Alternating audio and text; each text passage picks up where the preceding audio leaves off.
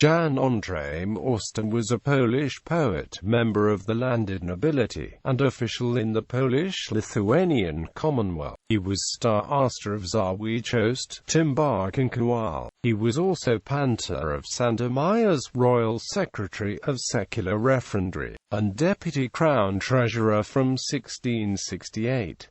Apart from his career at the Polish court, Morsztyn is famous as a leading poet of the Polish Baroque and a prominent representative of Marinist style in Polish literature. Over his lifetime he accumulated considerable wealth.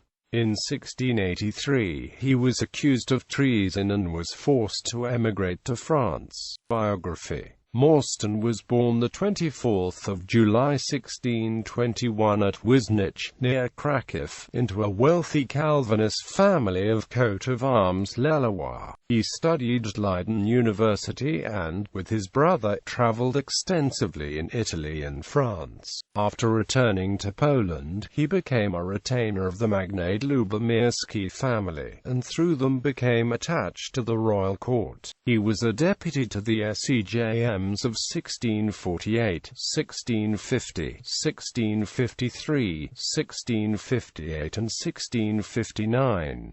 He served on numerous Sejm commissions for diplomatic, legal and fiscal matters. He took part in diplomatic missions to Hungary, Sweden and Austria. He was named Royal Secretary in 1656, Crown Referendary in 1658, and Deputy Crown Treasurer in 1668.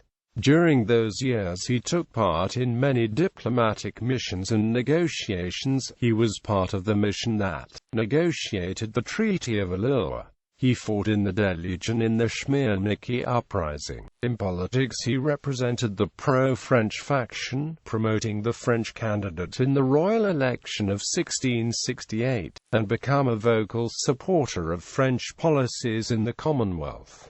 He accepted French pension and citizenship. When King John III Sobieski distanced himself from France, and allied with Austria, he was accused of treason and emigrated to France in 1683, where he assumed the title of Comte de Chateau-Villain and spent the last years of his life as a royal secretary. The Sejm of 1686 stripped him of all offices and titles and banned him from the country.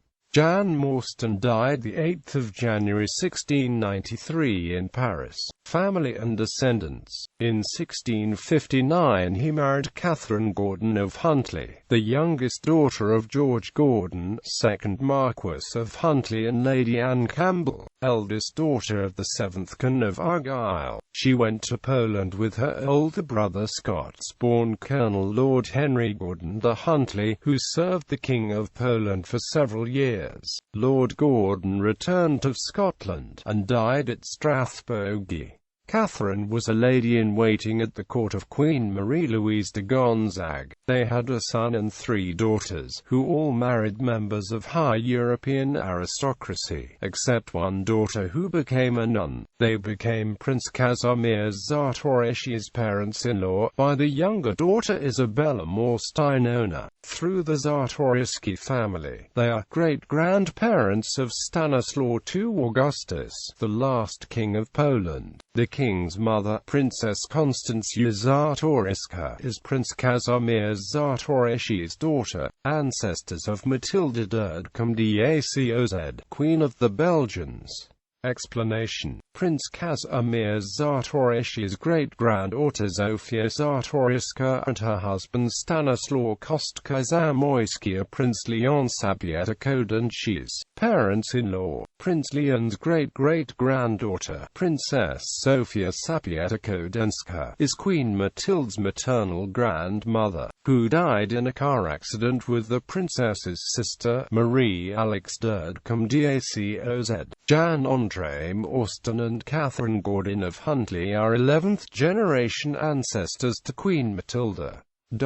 Works. Jan Andrzej Morsztyn was one of the leading poets of the Polish Baroque. His language was marked by the extravagant style of 16th-century Italian Marinism. He had written most of his works before becoming Deputy Crown Treasurer in 1668. Morsztyn, a courtier and political intriguer, considered his writing a hobby and let most of his works circulate in manuscript, afraid that wider publication could prove damaging to his career. Thus most of his works first appeared in print only in the 19th century. A master of poetic form, he wrote the collections of verses Canicula and Lutnia. He was concerned less with the worldly happiness, but rather with its inherent self-contradictions, such as paradoxes of love, full both of frivolity and metaphysical fear. Nonetheless, some of his other works had political subtones, like Pospolite Rusyniho Piesnwo Bozi Podłanchem, which criticized Szlachta unwillingness to react to potential dangers. Unlike his cousin, Zbigniew Morsztyn, few of his works can be counted as religious poetry, the notable exception being the Pokuta w Kwartany. He was also a known translator. His translation of Corneille's Licit was the first translation of this work into Polish and has remained the standard Polish version even today. In 1660 he co-authored a proposal for the reform of the same.